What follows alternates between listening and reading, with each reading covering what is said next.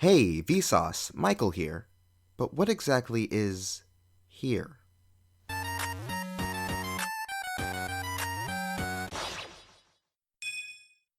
Welcome, everybody, to what's probably our most exciting episode yet. We have just finished up interviewing two representatives from Chucklefish Games about their upcoming project titled Wargroove. Chucklefish, if you didn't know, are an indie games company probably most known for Stardew Valley and Starbound, two very good games, may I add, plus some others like Pocket Rumble on the Switch. Um, so, so there are a variety of reasons why we thought that this would be such an excellent idea for the podcast. But something I really want to hit home to everyone listening right now, and I'm probably going to say the exact same words later in the podcast, so sorry. But this is such a magical time right now because the people that are creating games, whether they're indie or big time, are from the same generation, mainly millennials, as us. They have had the same inspirations as us. And how incredible is it that they're taking our values, our inspirations, what modern life is like in this day and age, and putting them into games. They're getting out there and they're creating content, new content that's for us.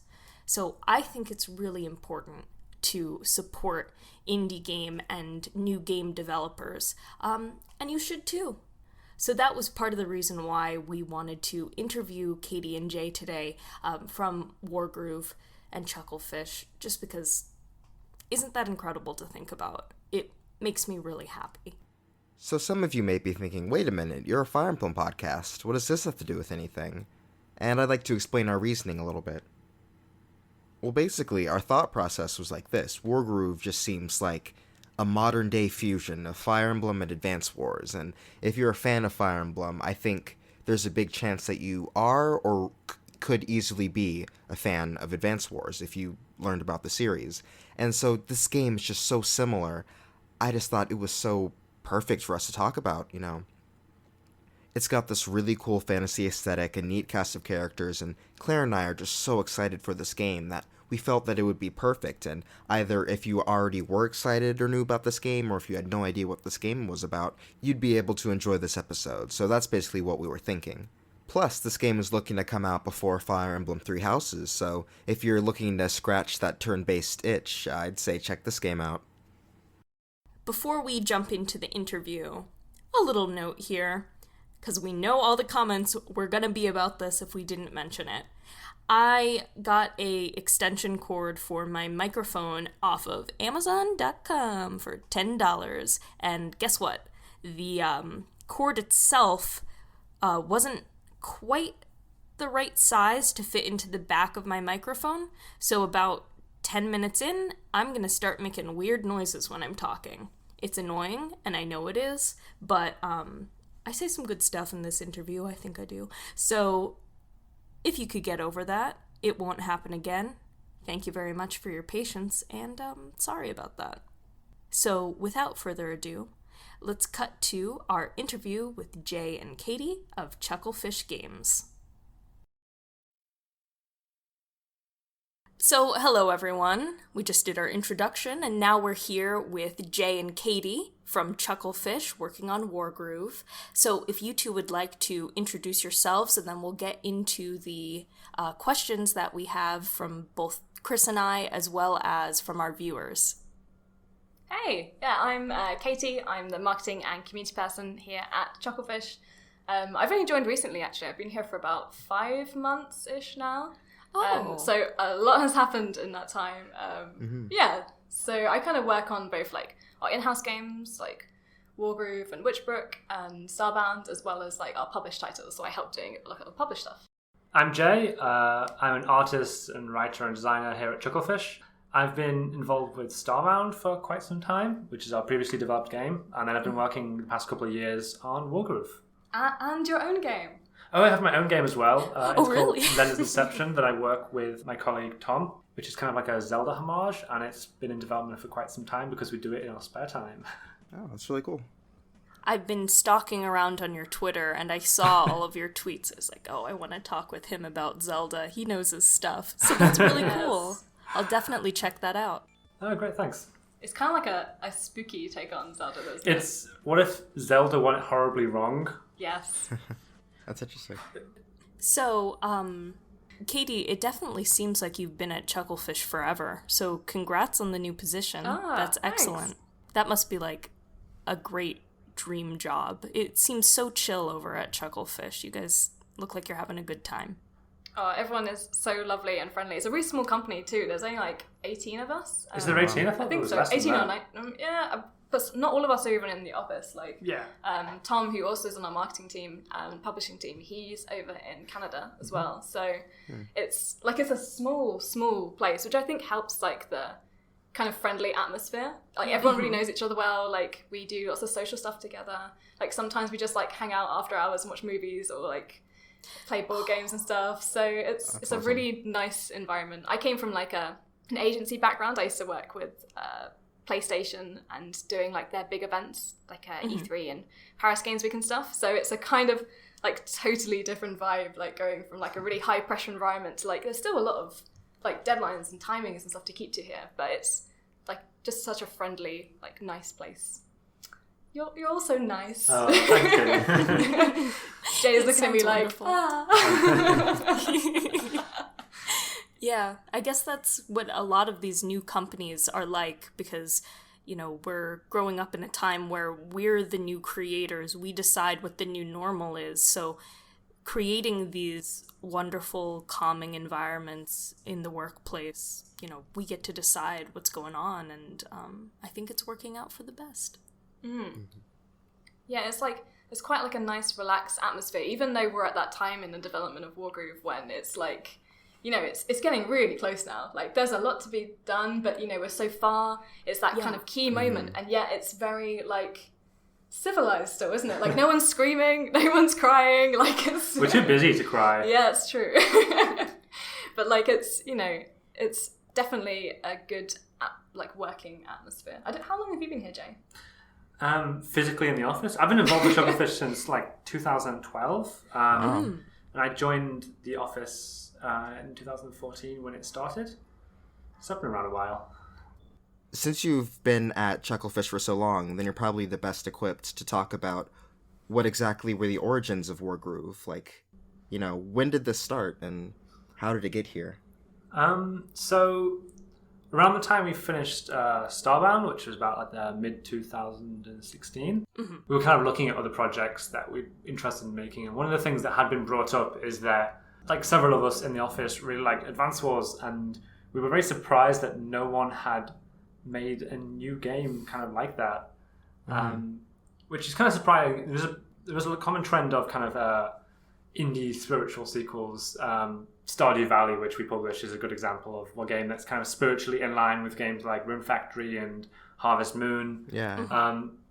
So it was kind of something we kind of got interested in, like putting a pitch together and kind of presenting the team with, hey, we're interested in making a game like this. You have to convince everyone else that we think it would sell as well and it'd be fun to work on. It wasn't originally meant to be a huge project, but then as these things tend to go, it kind of grew in scope as we got more excited for it and found new ways we can kind of revitalize that genre. Interestingly enough, when we first pitched it, we did have several different aesthetics in mind. Lou worked on some of the... Lou is one of the artists who sadly couldn't be on the podcast because she's sick.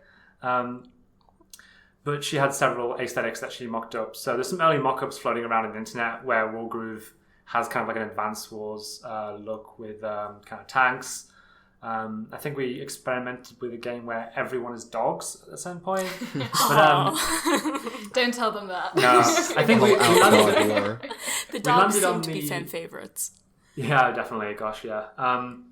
We landed on the kind of fantasy look for a few reasons. I think it separates it a bit more from Advance Wars, and I think also crucially, Advance Wars is an old game now. It's from like an earlier time, and I think a game where modern warfare is really fun feels a bit more antiquated than it did in 2002. Yeah. So I think making it a bit more fantasy, we felt a bit better about that, and also I think we felt like we probably just enjoy making it more. Coming up with kind of like the different unit types, like, what is a quick and fast, what's a powerful unit in regards to like a strategy game where everything is like fantasy creatures and knights with spears and so on. That was a fun kind of task. So, I think that's kind of how it all came together. It's been in development pretty much since middle of 2016. Early on, there was just like a smaller team. We kind of ramped up development since then. So I see that Katie just sent us an early concept image. Would this be okay for us to put up on the screen during the video while it's playing? Yeah, totally. I'm YouTube, pretty sure that's... what have you? You found that on Google right now. I literally just Googled Wargroove and it was... it comes up really, really high, actually, in the search thing, which is probably bad. To have an old screenshot so high up. It's extremely old, but actually, if you notice, the mountains and the trees are the same as they are now, and the dogs are a little bit different. So, some things remain since the very first art mock-ups, which is interesting. But I think it's cool to see how it's developed in a way, and it kind of captures its own style more. The fantasy setting and stuff. We've done our own kind of interesting spin, so I don't think it quite looks like anything in particular. Yeah. Hopefully, at least. I mean, I'm saying it from a very biased point of view, but I think that's something we're aiming for, at least. Personally, from a cosplayer's perspective, I much rather, while I definitely do play games that are set in a modern time and watch anime and read manga from modern time, it's much more fun and I think much more creative, character design-wise, to go in a fantasy aesthetic, as well as it just being more fun to cosplay. I'm looking at Sigrid. She's my favorite. I want to cosplay her really bad, just looking at her. She's a lot of people's favorite. She has a lot of fans. She's the best girl. Pre-release community. Yeah, she's the best girl. She's officially. So cute! Well, I think one thing we were interested in is definitely focusing on characters. Coming from our previous game, Starbound, which is more about the worlds are the things, and the environments are the things that take center stage, rather than individual characters, because it isn't really a game focused on kind of heavy characterization. So that was something we were interested in, and also we felt like it would be more interesting to kind of sell. People like attaching themselves to characters. People like finding characters they can cosplay and so on. But you can't actually do that in like a modern day fantasy setting because like if you look at like fantasy kind of fiction, like a single individual can turn the tide of battle. You can imagine like a powerful wizard and so on. But then a single soldier in a modern day warfare setting doesn't really do anything. So going with that focus on character made a lot more sense with the kind of fantasy aesthetic. Yeah, fantasy just allows you to be so much more like inventive and interesting, and just you can literally do like a what if game to yourself and be like, well, could they? Well, anything's possible really, and it's just whether or not it fits in your lore and like and how much we can stretch, like get the rest of the team to agree with whatever weird thing we want to do. When you create the internal logic of the game, you can be a bit wilder, I guess. Yeah. And what's so wonderful is thanks to all of the customization features that you've implemented into Wargroove, like the creating of the cutscenes, the creating of the maps, all of that, players can create their own stories, which is something I kind of forgot about in games. I forgot that sometimes they would let you do that. And I remember as a kid, that was my favorite thing, to input myself into the story, to create my own stories and maps. And now I'm realizing just how much I missed it. I'm very excited about that part of the game. Oh, awesome. Yeah, I'm really hoping to get some cool stuff with it. I guess with the custom creation, it's very much, if we didn't make characters that were kind of interesting, then people wouldn't have any interest in making essentially playable fan fiction with them. So I think nailing the characterization is really important to us. And kind of getting those characters, and kind of like a wide spread of kind of like character archetypes that people would be interested in kind of writing crazy stories with and then making you play through them. So, Jay, you had spoken to us before we started this call about, how Fire Emblem works on a basis of having character archetypes that then people can go off of to, put themselves into. At the same time, though, these character archetypes tend to be, at least in Fire Emblem, in more recent games, a bit one-dimensional. So when you guys are creating your characters, how do you implement both so that these characters are very unique and full of life, at the same time a player can look at them and say, oh, this is like me. Oh. That's a good question. I think one thing that I think makes it easier to point out archetypes and stereotypes with Fire Emblem is that it's a very kind of anime-esque game. So a lot of it relies on kind of like very common kind of anime archetypes. I think with the kind of like larger than life cartoony atmosphere we have for Wargroove, we still have a reliance on, okay, you can sum up these characters with a few words. You can say Mercy is kind of like the not overly confident but kind of hero protagonist of the story. You have Sigrid, who's very self-obsessed and not very nice. You've got Caesar, who's just a dog, and it's like you can sum these characters up. He's not just a dog, Jay. He's a great He's dog more now. than just His a dog. personality is dog. I think you need to be able to quickly summarize a character, but then when you get into that character, there should be lots of things like kind of that make them appealing about them. I mean, Wargroove isn't a huge fantasy epic, so we're not telling a big Game of Thrones story where there's lots of complex politics and stuff, but I think there's hopefully enough for each character where there's different aspects of their personality will shine. And on top of that, you want to have kind of interesting designs. So there's a lot of thought put into across the whole team with how to design these characters, and lots of iteration. And I think we've ended up with a kind of cast that we think kind of spreads across like I don't think there's any two characters who are too similar, and also there's hopefully characters for everyone. I think one thing I mentioned earlier is that Fire Emblem characters often tend to be young people with colourful hair and swords, and we only have one character that fits that bill, so hopefully we've got a bit of variety in there. And I think it'll be cool that you can kind of, the more you play of the campaign, I think that, you know, there's more of the kind of character traits and tidbits and the bit of their story kind of comes out slowly. So I think it's something that we don't want to spoil too much of, other than give like a top line of, okay, what are these kind of people like?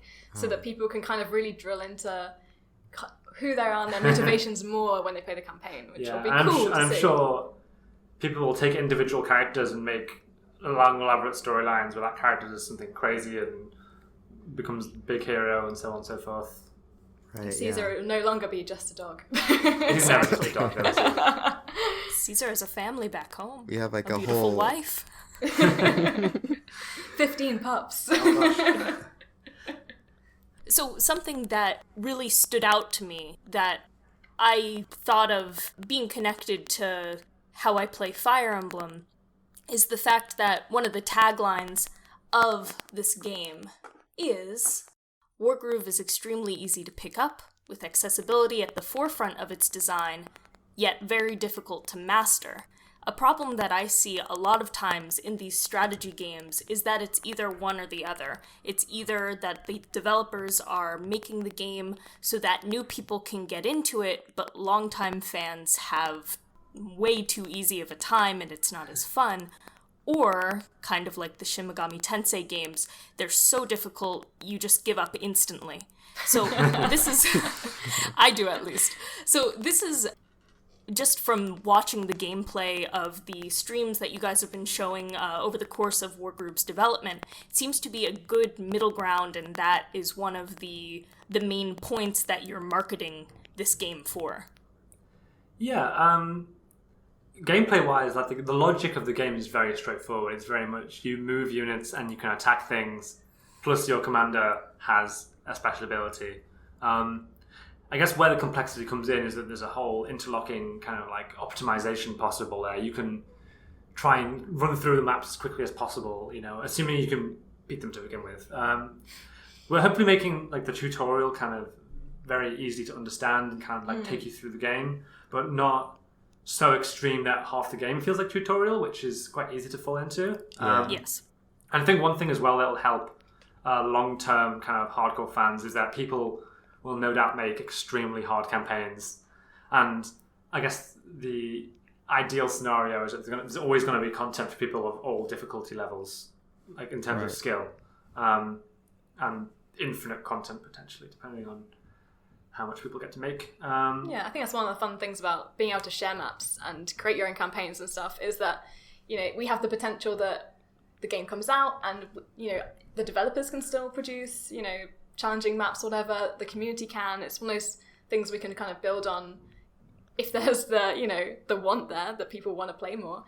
And Yeah, I think that the tutorial is something that the team here has been like really focusing on lately and like really polishing up. And I'm not a super hardcore like RTS player, so I feel like in a way it's good to have that mix of people on the team where there's like Jay and like Finn and and Rodrigo and Steven. These guys are really good at like strategy games. So when they think something's easy, and then I play it and I'm like, whoa. And I think it's good to have that balance. Like I play a lot of Fire Emblem, but I think that's it's different kind of, depending on what one you play anyway. It's, there's a different skill needed there. And being able to complete campaign and being able to complete like challenger maps, I think is a complete different ballgame in a way. Yeah, I agree. About the whole like Fire Emblem thing, I think something I find interesting is that like I find Fire Emblem to be a lot more complicated than Advance Wars. Like I think there's way more stuff. Obviously, I think the big difference is that Fire Emblem's an RPG, so it has like the leveling and the whatever and all of that, and then Advance Wars, everything's just kind of stationary.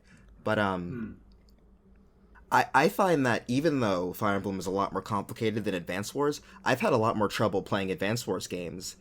Because I think it has to do with the simplicity, which allows for creativity, like, and it can kind of do some crazy things. Yeah, I've always found that to be interesting.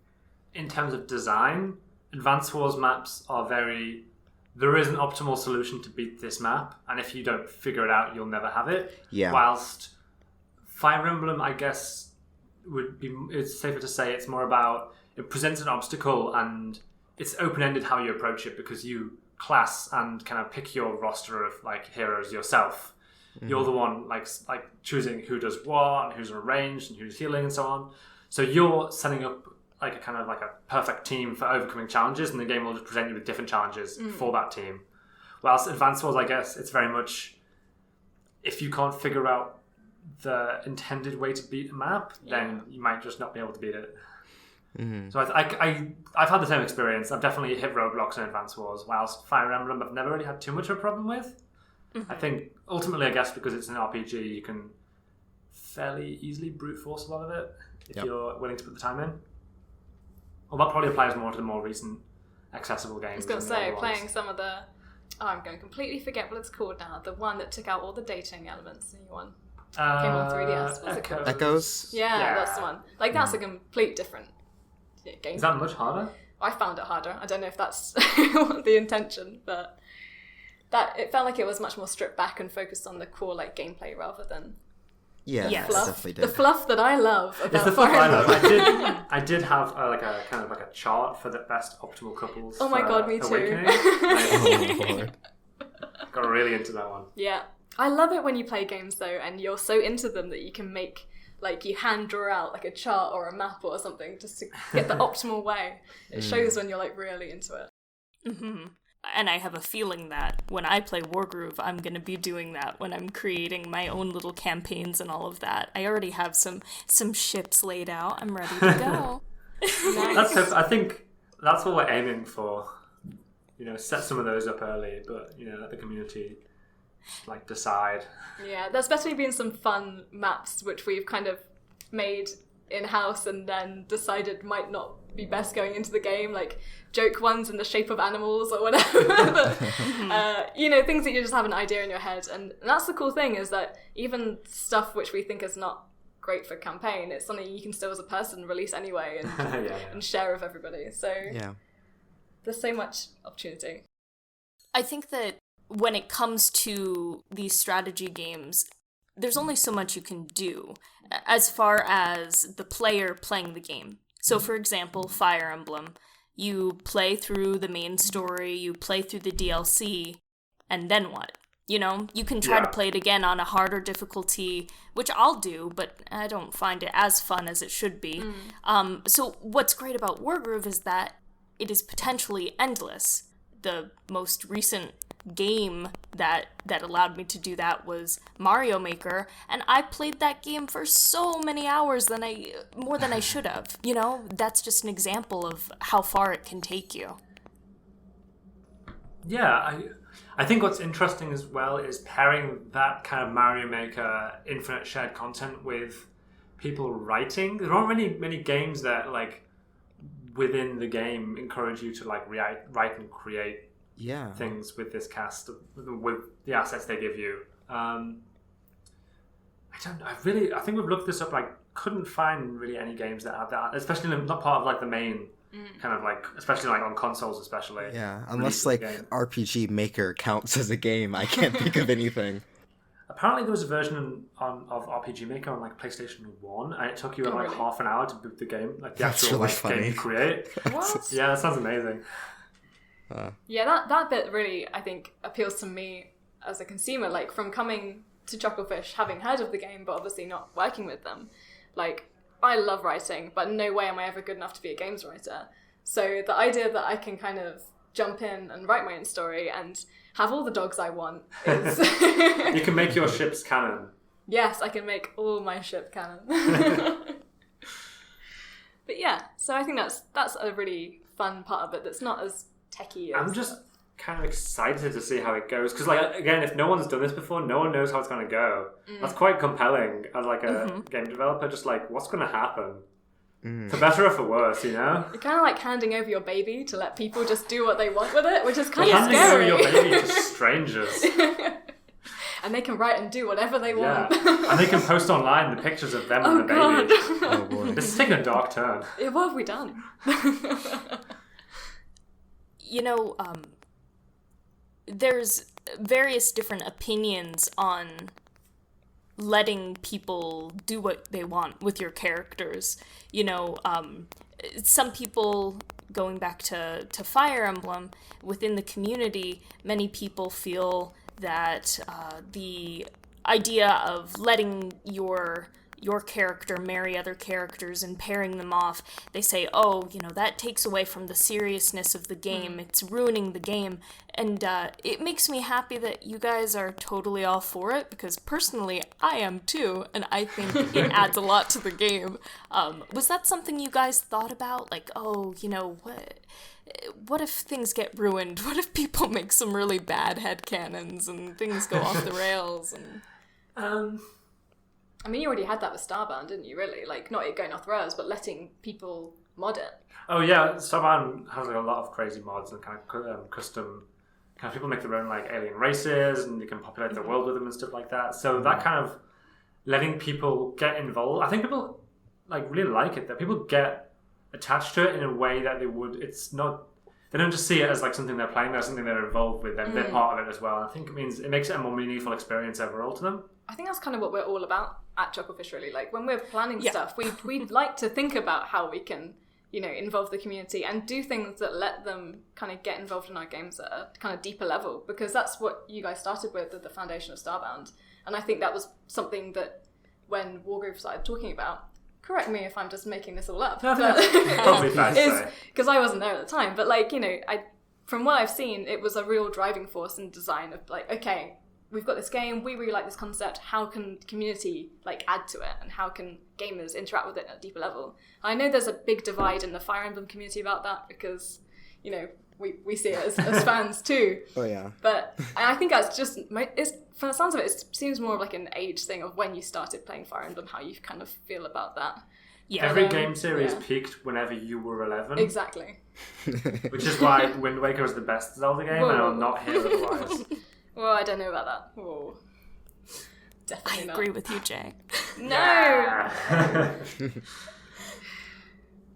It was very funny when we were talking about, like, letting people have control, like, with your game and all of that, with this creation stuff, because I just remember back in, like, I don't know, when Brawl came out, and me and all my friends had Brawls, and it was the first time Smash ever had the stage creator, and we would just spell out bad words and play it. So I'm just like, you know, like, that's, like, just an example of that kind of thing. One thing that I think separates it, I used to play, do you ever play Time Splitters on... No, I haven't. The one with the guns. Yeah, it's the FPS game. Or, like, I think the better example might be Halo Reach, had a really good map creation. And you could basically make crazy maps and so on and so forth. But ultimately, when games give you kind of like a set asset pool to make these maps with, they never end up as good as the actual maps in the game, because the Brawl custom maps that you made will be made out of huge like floating bricks. Yeah, it was And pretty then bad. going from that to, I mean, it's a really cool feature. But then going from that to seeing like an extremely beautiful rendered Hyrule landscape, it doesn't quite feel the same. But Yeah. with Wargroove, everything we're making in the game with our own custom campaign stuff, so everyone has access to everything. Yeah. So the bar is as high, or potentially higher, I shouldn't say that, as the content that we're making ourselves. Yeah, because it uses the same editor. Yeah. So it's the exact same one that we make our maps and campaigns Yeah, with. It's yeah. the same that we're shipping with all platforms. So players have like the full potential of asset access and kind of like creation, customizability that we have ourselves. So there is nothing kind of held back in terms of like features, right? So I think that's going to be interesting to see. Oh yeah. Like ultimately, even Mario Maker will give you like a set pool of things and won't give you access to things that would make a much more complex Mario game that you probably see in something like Super Mario Bros. U, for example. Mm-hmm. The benefit of the simplicity of Wargroove is that you can make relatively simple tools that are the full breadth of the game. Something like a Fire Emblem maker would be extremely hard because you'd be like, hey guys, here's like a graph for charting like the progression of your stats if you pick this character with this class and stuff like that. It's crazy. It's really getting into like crazy maths. No one's going to do it.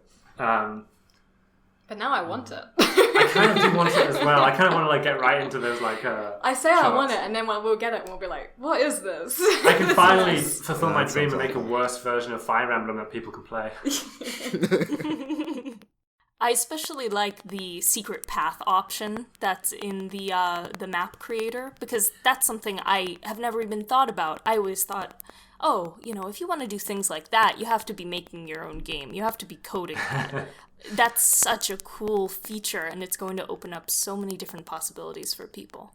Yeah, I mean, like, so our own campaign is not going to be extremely complex and filled with crazy, like, branching storylines and paths because we're keeping it simple and accessible. But the potential there is, you can do something in a map that will trigger a flag, and that flag will set off a cutscene that will trigger something else, and you can end up with some crazy branching stuff if you so please.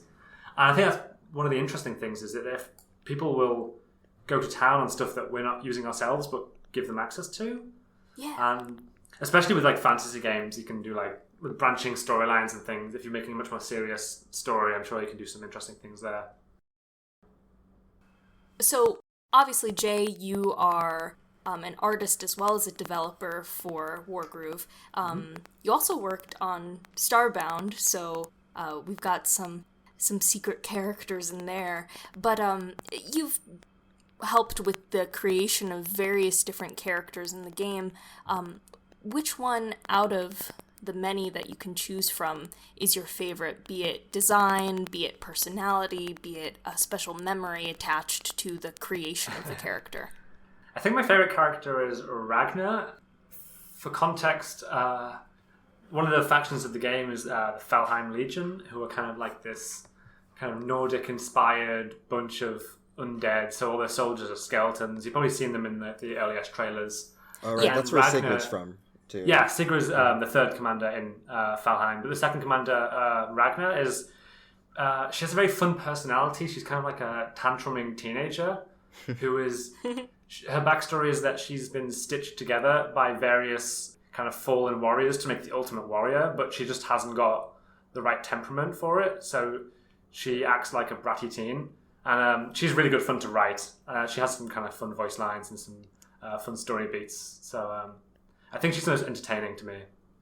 Huh. And she's one of the earliest characters we did as well, so a lot of nostalgia for the early days there. Do you have a favourite? I was just trying to think because when I started, they were trying to think of a name for Koji's puppet, and I helped name him, and I've now completely forgotten his name. Tenko. I keep writing Tenchi, and I was like, "Who's Tenchi?" Like the anime? Yeah, that's all the anime just kept coming up when I was googling it. I was like, "This isn't right, Tenko." That was it. Yeah. So yeah, the proper answer is, when I started, the guys were trying to come up with some names for locations and places, and I guess it was the first time I actually got involved in a development in some really weird kind of loose right way is that they're like, Katie kind of knows like Japanese stuff. What would you call the like Koji's puppet? And I was looking up a kind of like fox spirits and, you know, those kind of like yokai elements and some way we could kind of tie in Heaven Sung kind of as Japanese elements into the game. And I suggested Tenko as the puppet, and I never thought it actually would get used. Yeah. And I think it has. And if it gets cut, I'll be really sad. No, it's in there. It's in there. It's no turning back now. Because Tenko is like I might have misremembered this, but he's like a god level fox in actual Japanese, like, I was going to say lore, but that's not the right mythology. word. There we go. I was going lore. It's not Japan is not one video game. Though some people think it is, and we want to steer them away from that. Exactly. But so yeah, that was and Koji's a really, really sweet character too. I think that the animations are beautiful. Just seeing like the kind of puppet come to life from Tenko is really cool. So. And obviously Caesar. Caesar is everyone's favourite character, I think. Of course. You might say it's Ragnar, but it's really Caesar. I think I'm really interested to try and poll everyone and see what the favourites are. You know, after launch. That'd be interesting. We'll have to do that. Yes, definitely. That'd be fun to do. It was crazy seeing the reception for Caesar after we announced him. It went exactly as planned. We were like, we're going to have a dog because hopefully everyone's going to freak out that there's a big playable dog. And they did.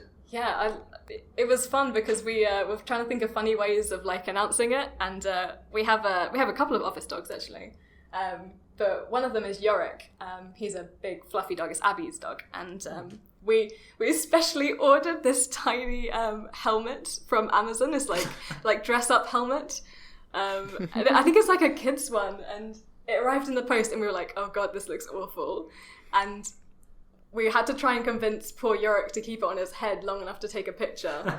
And it's the only picture, the one I posted in names on Twitter is the only one where he was kind of sitting still enough for long enough wearing it. And it was just, we kind of teased it by putting out a picture of a dog wearing this hat.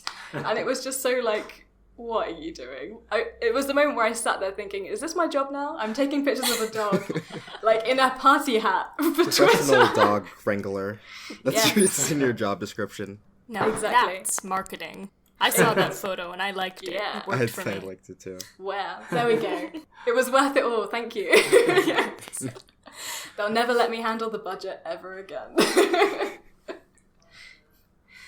yeah, As far as Koji goes, I was taking a look at all of the characters and writing down my favorites, and Koji is one of my favorites as well because I love characters that deal with creepy entities like a puppet that's spooky, or they have a doll or something like that. But Koji is just so cute and innocent. Does he He's just a have little boy. any? He's just a little boy, a little man with his big puppet. Does he's Koji a man have of war, any? though. Yeah. Does he have any dark intentions behind that sweet face? No, he's a complete cinnamon roll. Oh, good. He gets way in over his head because he's quite confident in his abilities on account of making a giant wooden war mech, but he's still like a little kid essentially, so he kind of ends up in sticky situations as a consequence. It's funny that you called it a mech, because now I didn't really think of it like that, but this is a way to sneak in a mech into a fantasy game. A giant puppet. Finally. So I think that we should get in as many as we can of the listener questions, just because we promised it to those people on Of Twitter. course, yeah. So, Orange Kyle on Twitter asked, will the dialogue be more serious like Fire Emblem or silly like Advance Wars? Either one is enjoyable for me, I'm just curious. That's a good question, and I think it depends on which Advance Wars and which Fire Emblem you're asking about. That's very true. That's very, very true. I think it definitely goes into some kind of serious fantasy adventure stuff. But then I think it's also definitely has kind of like humorous elements as well. So I think somewhere in between. I think there's serious themes, but sometimes they're portrayed in a more light-hearted way. Yeah, I think... So it's not all doom and gloom and war. Yeah, it goes up and down. I think that's fair to say. Yeah, because I remember that one of the things that Advance Wars kind of reminded me of is like a kid playing with like little army men action figures, like the video game. That's what that reminded me of, because it's very like you kind of scratch out Days of Ruin, but actually I like that game though. But it's like all the other games, kind of the tone of that. It's very just light and fun and goofy. I think there's definitely some stakes. I don't think it'll get too serious and too melodramatic. I'm thinking of like Fire Emblem Conquest, where there was a lot of like melodramatic sadness and seriousness. I don't think it goes quite that far. I think there's ups and downs. I think people will kind of hopefully appreciate kind of all ends of the kind of seriousness spectrum involved. I got confused when you called it Conquest then, because I just assumed everyone would buy Birthright, so I was just... Conquest was a better game. Conquest was actually, that was my game. I got that one first. Katie, I'm with you. How could you look at that cover art exactly and choose any other option? Well, I got Birthright and just got the DLC, so I didn't even see the cover art. I mean, you guys are awful. Well, I just did it. Well, no, it's because I just thought about it in a moral way, because actually Conquest is like one of my least favorite games, but I still bought it first, because why would you ever leave the family that raised you for some strangers who say that you're real family? That's always been my thing. I'm just remembering that trailer where, oh my god, I can't remember her name now, but the slightly more voluptuous character comes in. It's like, will you side with the kingdom of, I'm going to say Noor or whatever. Noor? Is that Noor? Noor. And I saw her and I was like, this is how you're pulling people in to Conquest? I refuse to be bought in with that. I think it's very I would not side with... The thing is that I think they were trying to set up like both sides are in the right thing. Yeah. Then they have one which is like the hero faction and one which is like they're all wearing black and are goths. Yeah. So it was like very overt, wasn't it, in a way? And I was totally pulled in by the hero look. But then you still play as a hero. It's pretty terrible. So you play as a hero who is very sad that they have to be hanging out with the villains, I guess. Is it Ryoma? Is he the... Ryoma's the guy from Hoshido. Yes. Like, I saw him and I was like, yes, he has to be mine. Like, he has an electric sword. Yeah. Very cool. I'm so glad you're with me on this. Like, yes. No, that's literally, I feel like I'm talking to two Claires right now.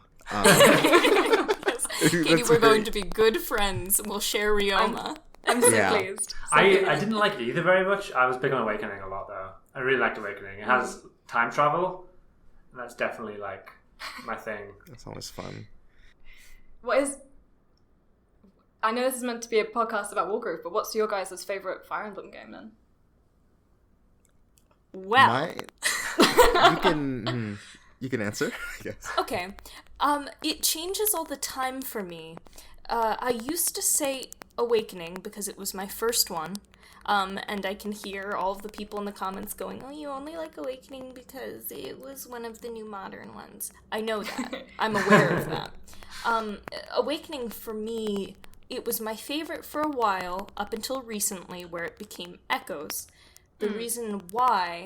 Awakening is still very special to me in my heart, but I realized after some reflection that the reason why I liked it so much was because I played Awakening at a time in my life where I was going through changes in my life. I was kind of lonely, so I put myself into the game. I became very, very invested in the characters, and that's also the same time when I got into cosplay, and I got into going to conventions and being in the fandom. So when I revisit it now, I kind of realize that a lot of what I loved about it so much had to do with where I was in my life at that point, and my emotions that I put into the game, which I think happens for a lot of games, but when I revisited it at a later date, I found that I didn't like it as much as I did. So my current favorite is Echoes because it's the one that encapsulates where... Is that a word? It's the one... It's the one that captures where I am in my life at this point, the one that I've now connected to over the past year or so. I feel like you've just kind of told my own history back to me. It's really weird. I feel exactly the same about it. Oh my They're like, God. we're so connected. We're sisters, we just don't know it yet. But no, I think you're right. Like, I feel like favorite games don't always have to be the best game. They're just What the game is like that the you best connect game? with. You can't objectively measure anything. Most of the games that I love fine. and would recommend to everybody are probably considered not good games. Like, whenever everyone says, like, oh, what games do you love? And I try and recommend them, like, No More Heroes and, like, Deadly Premonition. Like, they're not, 10 out of 10 games, but they're the games which I connected with as, however old I They're was your at the 10 time. out of 10 games. Exactly, It's and fair. they're the ones you have an emotional tie to. So I think you don't have to sound like so core and, like, all of the hardcore strategy games and stuff. You can connect with Awakening, and that's cool. Yeah. I mean, like, Fire Emblem 7 has, like, a grand kind of, like 80s kind of fantasy venture and stuff, but then Awakening has dating, so it's cool, and So time travel and, like, future children, so I don't even care. It's like Terminator with swords. It's my favourite. Now What I'm about yours, imagining, Chris? like the T-82 coming through in the Fire Emblem universe. Just like, everyone has to. So anyway, sorry, that's a dumb tangent. I'll read that fanfiction later. My favorite is Echoes 2. I think it's kind of funny that I don't know that we kind of have the same answer, but it's just like it has everything. So like my relationship with Fire Emblem is I started with Awakening as well, and then I don't even remember the order I played the games in, but like Awakening was my favorite and I fell in love, and then I played I think like Shadow Dragon, then I played Fates, and then I played a lot of the other old ones. And so I sort of like retroactively, like it's like I said, I don't know, I kind of retroactively fell in love with the older games of the series. I found, but yet I still had this really big emotional connection with Awakening because it was the first one I ever played. It introduced me to the series, and I love a lot of the characters and so much about it. And so I felt like Awakening was just this I felt like Echoes was this perfect sort of mixture of what made the old game so interesting and good and what made the new game so interesting and good. When it came to just, I don't know, a lot of the character sort of interactions and the character design, I just felt like it took this great middle ground in between being a more serious fantasy story kind of thing and being sort of anime-y. Because I love anime, but I feel like Fates took too many steps towards anime in a way. Yeah, I think towards a lot of its cliches and a lot of its sort of like I think about like a lot of the character design I hated in Fates and stuff like that. But I like how most of the girls are wearing regular clothes. It's just stuff like that. But I think it's kind of a silly thing. Like that's not like why I love the game, but it's just like a lot of that kind of stuff adds up, and I really appreciate it. And a lot of people say it's not fun. I think it's fun. I don't know. What I'm getting is that I probably should have played Echoes. I haven't should. finished it. Really? Okay. Yeah. I think it was coming out around the time that I was trying to phase out the 3DS, which I think a lot of people who had a 3DS and have a Switch now are feeling. I know what you mean. Because it was like, I forgot when exactly it was announced, but it was around, like, the time of the Switch hype. Like, that initial hype. So it's just like, why do I care about this 3DS game coming out? I mean, I understand why they produce games for it still. Honestly, it's still a more commonly owned console, but for us few early adopters of the Switch, I'm sitting there with like, I really want something that kind of fills that void. But then we've got what's it called? The new one coming out? Is it Three Houses? Three Houses, that's correct. Coming out in the spring, so that will be cool. And I'll be playing that when that comes out. And I think that will even more so be a combination of the new and the old and the Final Fantasy. We'll have to see.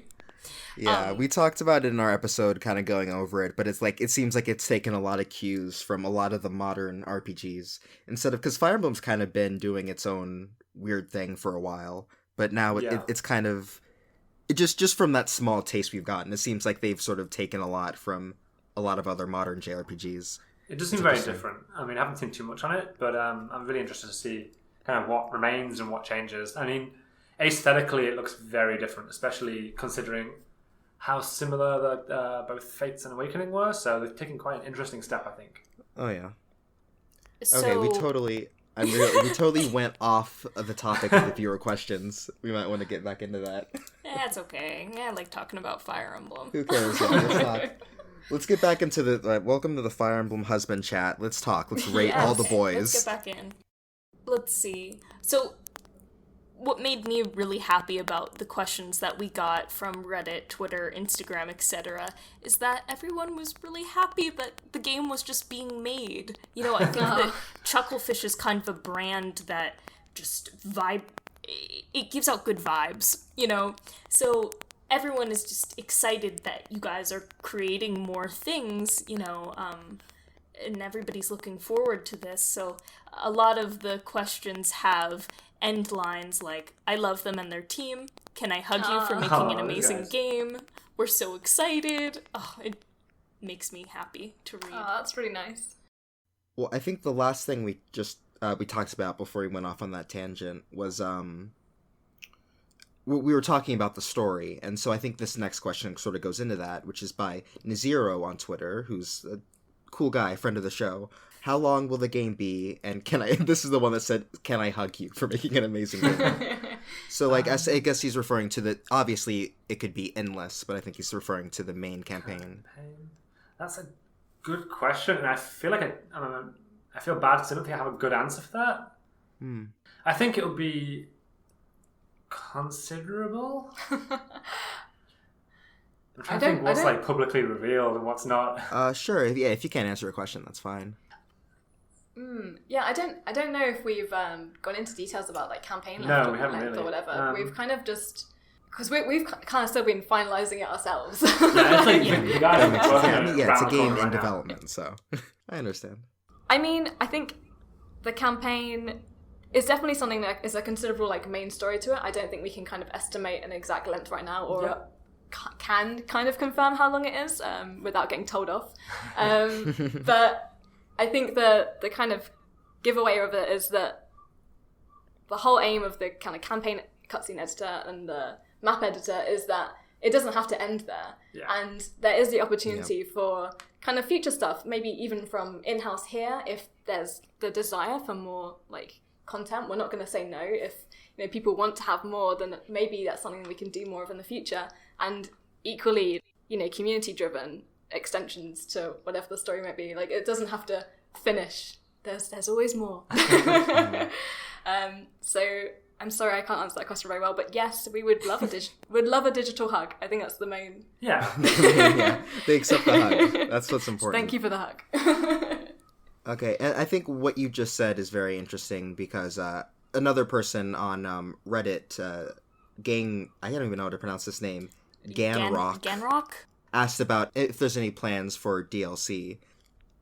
We don't have like a confirmation, like a plan or anything yet. It's not something that's like set in stone. Yeah. It's something we're definitely open to. It's just it's something that we'd be interested in. I mean, we definitely just simply are right now just finishing the main game and focusing on that. I guess that. Future plans will rely on like a lot of different things, and it's also depending on how the game is received and so forth. Yep. It's definitely something we're open to. I think it's something the team would love to do. I'm sure. If there's the kind of desire for it out there. Yeah. It seems like, as far as DLC goes, that's a factor that's decided depending on how well the core game itself sells, and then it's created later. Am I right? I think it would typically depend on kind of what level you're dealing with. Like a lot of AAA games will budget that early on, so a lot of DLC is kind of like decided well ahead of time, and often that's why you end up with DLC. You buy the season pass when you buy the game and all that. Yeah, and those things are often budgeted separately alongside the regular development of the game. On our front, it really is just a case of we're going to finish this first and see how things go. Yeah. I mean, I appreciate that. I think one of my least favorite things is when there's like a lot of DLC ready from the get-go.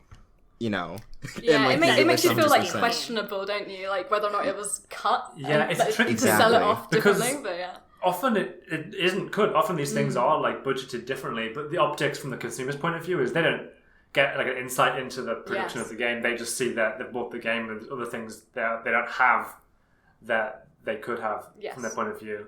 Definitely. So I can understand how it happens, and I also can understand why people would not be happy with it. It's funny when we can kind of sit on like both sides of the fence about it. Like we can kind of have an insight into why these things might happen, but at the same time we're still fans, we're still consumers and gamers. So we still kind of have that, well, why isn't it in the game mentality that people do with, people might do with us. So it's kind of fun to have it from both sides. Yeah, I mean, it's good to have that sort of industry insight, because I think, it's really easy to fall into a trap of, like, us people talking about me and Claire, who, like, haven't made a game, don't know anything about the industry, going, why are game developers doing this, or why are they doing that, Because, like, we don't know what's going on behind the scenes. We don't know how that works, so I think it's good to know. Like us. What they're people. But they aren't people. They're monkeys who bend to our will and continue This is very true. churn out Toiling away in content. the pixel forges. Yes, the pixel forge.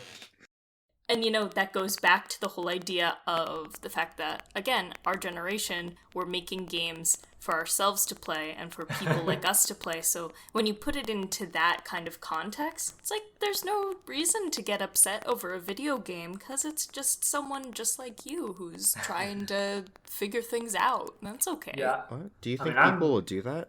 Get upset online about video About games? video games? Do you think so? I've never seen it happen, but it definitely could happen one day. I definitely want to finish making Wargroove so I can play Wargroove. Yes. And then play online and then lose against someone and then feel really embarrassed. That's my future.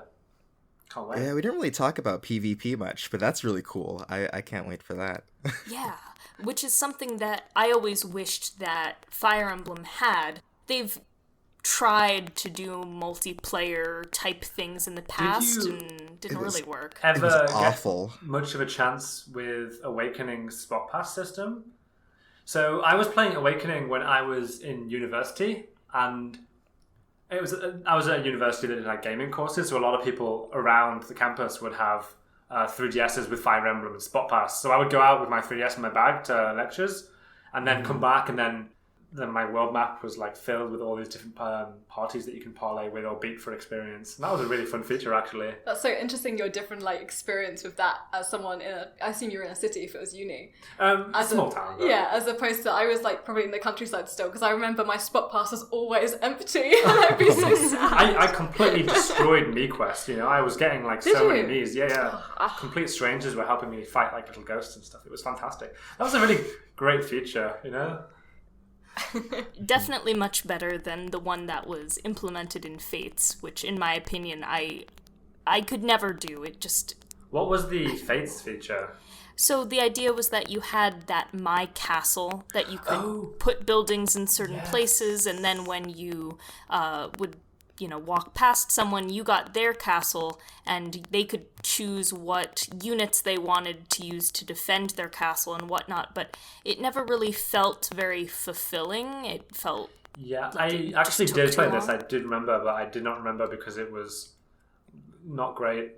There also was Yeah. just like a regular PvP system in Fates, but it's just that, well, first of all, I don't know why specifically, but everyone had hacked characters, and so everyone had these unlimited godlike skills on all their characters, and so it was the way it would work. You just you take a turn, they take a turn, you take a turn, they take a turn, and there was never a reason for you to ever get into the enemy range of a character, because when you fight an AI, they're just dumb and they'll just come at you. But when you fight another person, you just keep on dancing in a circle because you never want to be the first one hit.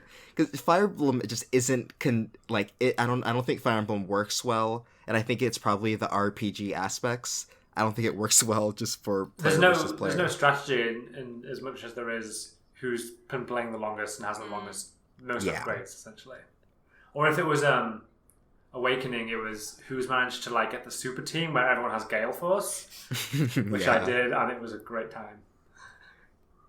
Gale Force. Hey Fire Emblem fans, if you were frustrated with the multiplayer or attempts at multiplayer, you should check out Wargroove. Hey Jay, what's the PvP like in Wargroove?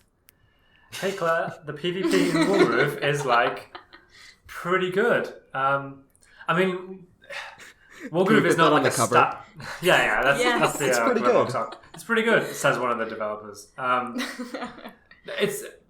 The game is not stat based, so there's no leveling. It's entirely strategic. It's almost like an extremely elaborate version of chess with lots of different chess boards, which actually sounds worse when I say it out loud. But You made it sound so thrilling. yeah, so thrilling. It's like really complicated chess. No, I think it's much more about the positioning of units and like kind of making calls and kind of bluffing and kind of like predicting the kind of calls that your opponent's going to make and taking advantage of that. So there's a lot more of kind of like the human interaction of like you're both on the same field for the most part. The maps are kind of like symmetrical. The thing that differs between you and your opponent is which character you picked, so which groove you went with, which kind of alters the strategy you go with. And what units you decide to make. I mean, that kind of like reflect your strategy can be reflected in the character you chose, but there's a lot of mind games, and you can also kind of make assumptions based on what your opponent does, where you can quickly pull a match back and win last second. That's really exciting. There's never a sense of, oh, I've definitely lost here out and I can definitely not win this back, because especially with the commanders, when your commander unit on the field dies, your entire army is lost. So you can really kind of pull some kind of like hijinks to win at the last second, and it can be really exciting to see it kind of pull off. Kind of like distracting your opponents, like kind of hone in on your commander, but maybe they've left their their base. This has happened a bunch. Yeah. People focus so hard on one particular outcome that they've kind of closed off to another one, and then there's another victory condition, and then they suddenly lose out. So it's much more about the tactics and mind games and kind of like judging your opponent's strategy than it is about leveling, because there is no leveling. I felt like when Jay and I played it before, he distracted me from the fact that, well, maybe it's just me not being very, I don't know, observant, but he'd created a dragon and I had not noticed at all. And that was like the biggest flip for me, being suddenly seeing it and being like, oh my, I'm going to sort this out. Play on stream though, so I think we were slightly distracted. We were super distracted. I didn't play great, it's okay. Yes. Can you have, really specific and dumb question. With the dragons, can they be different colors? Yeah, you can. Well, you can choose your color, like in like a fighting game. So you can choose what color your whole entire army is. Oh, you have like skins. Yeah. Well, it's just kind of like a palette swap. So you can have a pink dragon, right? You can have pink dragons. Yeah. You Oh, thank God. have pink skeletons. Yes. Oh, good. That's what I'm gonna go with. I think Sigrid will look good in pink. I'm excited. We have people who have asked us to take screenshots of her in pink already on our Discord. Have we fulfilled that wish? Because if not... I think people have seen Pink Sigrid. Okay, good. Yeah, I'm pretty sure on the Twitter there's a GIF of Sigrid and all of her different colors, and yeah, sounds about right. Should be pink on there. Okay, well that's excellent. I know what I'm going to be doing. That's my plan. That's it. Yep, that's the show. I'm very, very excited to be playing the PvP on the Switch on the go. You know, when Chris and I are on our way to a convention, we can be playing that on the bus. And I'm also excited because just the general vibe of the game, the way the graphics are, you know, easy on the eyes, and the strategy involved, because you can make your own maps. Chris has a younger sister, and I think that it would be wonderful for us to make maps for her to kind of get her started on strategy games in a easy to use way.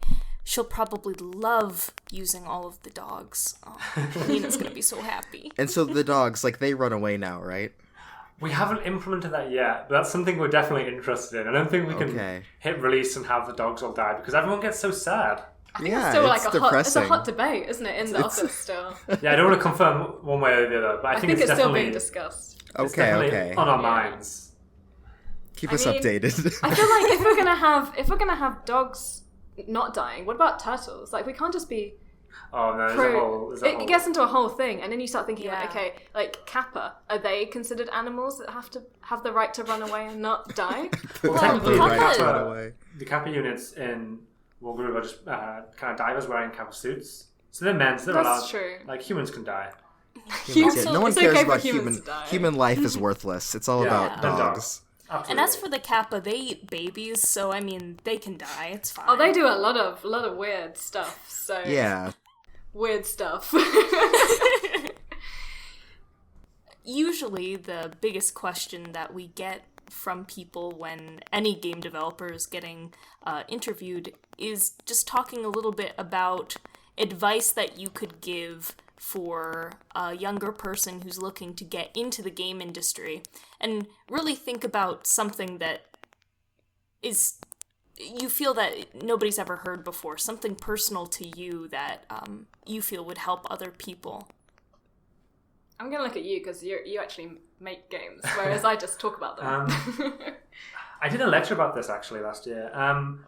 Everyone lives kind of unique experiences and kind of has their own interesting outlook and perspective and set of interests. And the most interesting thing you can do is make a game that reflects that. It doesn't have to be good, doesn't have to have great art or programming, but if you can just make something on your own or with a friend or so on that is kind of reflects your personal identity and reflects your passions and things, I think it's the most interesting thing you can do. And I think it's the most valuable thing you can do. Practice, just get really involved, make stuff, even if it's not very good. People have like kind of come to us and talked about this in the past, and they wouldn't want to show off the small game they made when they were 15 because it's not very good. But I think it shows kind of passion, and it shows creativity, and it shows that you can make something and then point out the flaws, but also you can make something that is kind of like innately, uniquely reflective of who you are. And I think that's something you see with kind of like the most interesting indie games that come out, especially with small teams. Like something like Undertale is a good example of a strange, weird game that is completely reflective of the creator in particular, and like his interests and kind of the themes that make him interested in games. Just make stuff that's cool and that no one else can make, essentially. I think one thing that came up recently is Nintendo talked about the hiring process, and they talked about not hiring people who are just interested in games because they don't bring anything new, and I think that's valuable advice. I think if your only interest is in games and you make games that only reflect and reference other games, then you're not bringing something unique to any team. But if you have interests and kind of like passions outside of games, but also you're interested in games as a medium, then that's great. How did you get into games making? I kind of completely fell into this. I used to do this as a hobby, growing up. When I was 10, I used to put together kind of tiny games and go on the Spriters resource, which is an amazing site still to this day, and kind of put together silly games. And I just used to do it in my spare time, and I never saw it as a career path because people would often tell you how little money there is and how awful working conditions are in games. But I guess around the time I was getting into university, the kind of indie game boom kind of kicked off around 2011, 12. Minecraft came out a few years before. So I happened to be in the right place at the right time, I think. But that's me, and no one else should follow that advice. If you're interested in games, kind of make stuff until people can't ignore it. That's great. Yeah. What you were saying, the first piece of advice that you gave regarding, putting what you like about games into your game, and it doesn't matter if it's good or not, that really helps me personally, because what I always think about when I'm brainstorming, if I ever made a video game, what would it be about? I always think I want to just make a game and act as if nobody else would ever see it. This is just a story I want to tell, and maybe it's just a personal project for me. I think that's the best way of going about it, putting what you really like, and then when you put it out, I'm sure other people will like it too. Yeah, absolutely. That's how I feel about my YouTube channel. The most interesting indie games that come out to me are the ones that are not playing it safe, and someone has just been I have to make this game. This is it's been stuck in my head for so long. I need to get it out there. And they put it out there, and it's super cool. And often it's kind of like reading writers who don't have editors. It's like a real rush of kind of stream of consciousness, and it's maybe not as polished or professional as someone a game with a AAA studio might be. But it also means that it can be a little braver and a little more personal, and not be afraid to go certain places and so on and so forth. Well, now I'm gonna start working on my game. Do it. It's going to be a copy of Berserk. Groove War. Yeah. Oh, well. Berserk, but with more dating, I hope. Groove War. I'll be pitching it to Chucklefish tomorrow. Maybe you'll hear from me. Great. Yes, do get in touch. And Katie, you kind of took a dig at yourself earlier saying, you know, like, I don't make games, I'm just working in games. I think that's still so cool. I've always wanted to do social media for a game or for a modern company like Crunchyroll or something like that. So still, tell us if you have any advice about getting specifically into the marketing field, into what you were saying you did earlier, planning E3s for PlayStation, all of that. That's so cool to me, and I know there's a lot of people who want to do that. Oh, cool. Well, I think when I started out, I just did I did kind of games journalism, but as a freelance thing. Like, I would write articles and contribute to like Nintendo Life and Push Square and kind of like websites like that. And I just did that because I loved games. I went to like kind of a school where no one else really liked games. It was like an all girls school where it was not cool to like anime or games. And I had to kind of have like an outlet to be nerdy, and I was like, okay, well, I'll just do it online quietly then. And that was, I guess, how I got into it. But I applied for like, I don't know if it's the same in the US, but in the UK, we have to do work experience. Like, is it 16? I think we have to... 15 to 16? Yeah, we have to go out and get a job placement. And most people at my school went to like a hairdresser or, I don't know, like a local newspaper. And I sat there and I was like, do you know what? I'm going to apply somewhere that will never accept me, but I'll give it a go. And I applied to Rising Star Games. They're like a Japanese games publisher who happened to also be only half an hour drive from me. So that was great. And I never thought they'd answer back because they were the guys who published Harvest Moon, No More Heroes, those kind of games. And they did, and they got in contact with me and they're like, yeah, come work at our studio for a week or whatever it was. And they were so good and so lovely and let me just kind of mess about with their social media for a week and write stuff. And I did weird things, like I wrote the back of the packaging for a few like few shmups games actually. Really? Like, yeah, that's very cool and stuff like that. And there was a lady who worked there called Sarah Lewis, and she gave me the best piece of advice for getting into the games industry. And she was like, make a Twitter account and just talk to people. She was like, just insert yourself into conversations, meet people, like, because I didn't really know anyone in the games industry. Like, I'd see all these journalists on Twitter and whatever, and I wouldn't know how to talk to them, and I'd want to talk to them, but I'd be like, oh, I don't want to just jump in and be like, oh, hi, here's my opinion. But that's kind of what you have to do. You just have to kind of pretend that you're a hotshot just to go for it. So I got a Twitter account, I started chatting with people, and then I started writing blogs, had it YouTube, just kind of just got out there. And I think if you want to get into something, which is like, if you want to get into PR, write. If you want to, you know, do events, then why don't you go out there and volunteer at your local expo or anime con or whatever? Like, if whatever you want to do, just go out there and do it. And I know it's easy to say from like a point of privilege, like that I can go out and volunteer my time for free, but I had a part-time job too. Like, I worked, you know, to earn money so that I could do this stuff for free to get to where I needed to be. And it's not the best route for everybody who doesn't have time to do that. But if that meant for me staying up till like 2 a.m. making YouTube videos that like 20 people would see, like in order to have a portfolio to show to somebody, then I think that's worth it. So yeah, I just think if you know what you want to do, go for it. If you don't know what you want to do everything and be armed, you know, to go there and just have a go. Like, I never thought Rising Star would get back to me, but they did. And that's really cool.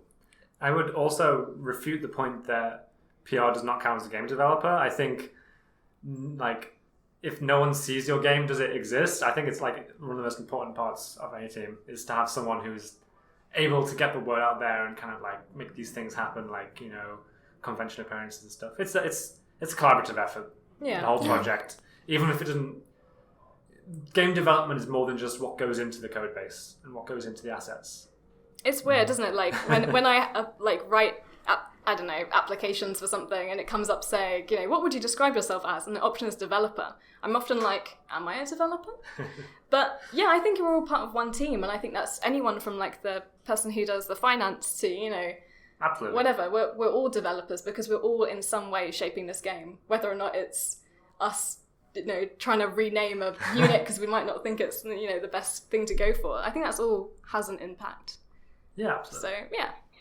That was my very bad advice. No, not at That all, was like Katie. wonderful. I loved it. That was lovely, and I think that we have a very well-rounded interview here because we have two parts of the team, you know? Of course, it would be one thing if we had two artists, you know, but in this case we have two different sectors that come together, two different opinions that at the same time mesh at some points. And that really helps people. I think that there's a wide range of jobs available in the games industry. A lot of people really only just think about developer, programmer, and artist, but there's so many other ways that you can get into doing what you love. You just kind of have to think outside the box. Yeah, definitely. And I think that's the great thing about Chucklefish is that there's so much overlap. Like, a lot of people whose full-time job might not be making the game still get to have a, you know, more hands-on impact on the game. I'm thinking like Harriet. Like, Harriet is kind of like our office manager, I guess, in the studio, but she also does like development side, doesn't she, as well? She does like collision mapping and stuff like that too. So I mean, with a small team, we have ambitious projects, lots of people wear lots of different hats. I basically end up doing pretty much everything except programming, and that's fun. yeah. But I think if you were here and you wanted to do something and wanted to add to the game, like, say, I don't know, I wanted to learn pixel art and I was like, please put my rubbish sprite in the game somewhere. They'd probably hide it somewhere, just to be polite. So I'm picturing like a beta Pokemon pixel hiding in Wargroove. It's going to be like a really janky chicken, like, hidden somewhere. It would definitely be a chicken, though. Definitely a chicken, yeah. An Easter egg. Yes. But yeah, I hope that was helpful advice in a way, though. It definitely was. Thank you. And I think with that, that's the end of the episode. So if you guys would like to remind everyone who you are and what you're up to, and if there's anything else you want to say before we end, we'd love to hear it. So I'm Jay. I'm an artist, writer, designer at Chucklefish. I work on Wargroove, and if you like the sound of it, check it out when it comes out. We're working really hard. It'll come out when it's done. Yes, when it's done. And I'm Katie. I'm the marketing and community person, and I think you can also find Wargroove on PC, Nintendo Switch, PS4, Xbox One. Have I missed any? No, that sounds good. There we go. I know it's on the PSP Vita. Oh yeah, and you can also find it on the Game Gear and the... Virtual Boy. Yes. The N-Gage. it looks- Nokia N-Gage. I think it's on the Wonder Swan, isn't it too? Yeah? Yeah. Okay, That good. one. Yeah. Good. So we've covered it all there. Yeah. And as far as all of the links go for finding Katie and Jay, you'll find them in the description down below on all platforms, as well as some links to Wargroove, their development blog, which is really interesting. You should check it out. They're posting music, they're posting little excerpts about characters there. If you want to find out more about the game, I think that's the best place to go. As well as this one interview that Jay is in that I saw on the press kit, so I'm going to put that in if you wanted to see more Jay. I'm in something? Yeah, I think it's from E3. It was some kind of Oh, I know what it'll be. thing. Yeah, You're on I a think stage. It was like the so. PC. Oh, it was something. the PC PC Gamer Gamer Show. Yes. Yeah, that was terrifying. Doris, yeah, with Doris. Alright, guys, and that is the end of today's show. Thanks so much for sticking with us through the whole way, if you did, because I know it was a bit of a long one, but hopefully, no matter what your aspirations are, whether you're looking to eventually make your own game, or you're just a admirer of what Jay and Katie and Chucklefish is doing, hopefully you got some good advice out of this. I definitely know that I did. So, thank you very much for listening today. We'll have all of the links down below to Jay and Katie's social media, Chucklefish, the Wargroove blog. We would love to hear what you thought about this episode, and also if you're interested in Wargroove. I know I am, and I'm really excited for the release of this game. And also keep in mind, this was our very first industry-type interview. Chris and I were very excited and very proud, and we're so glad that everything went over well. Jay and Katie are super chill, It was a super fun experience. So look forward to more things like this from us. And let us know down below, are there any people that you want us to interview? Maybe we'll have to email them a few times to get them to respond, but that's okay.